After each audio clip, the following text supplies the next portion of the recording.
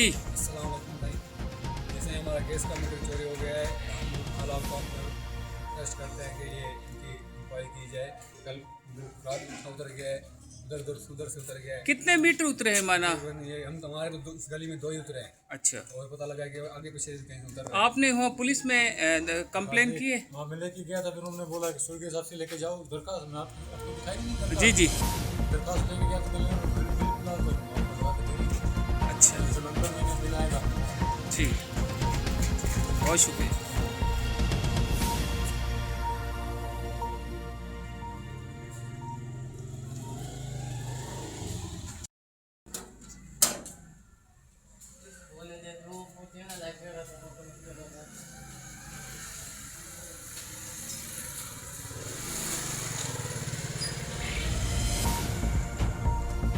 नौशहरों गिरोह में अनोखी वारदातों में इजाफा।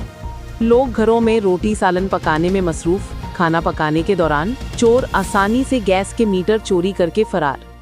इस अनोखी वारदातों ने शहरियों को परेशान कर दिया है। एक हफ्ते के दौरान 10 से जायद गैस मीटर चोरी होने से लोगों में बेचैनी पाई जा रही है।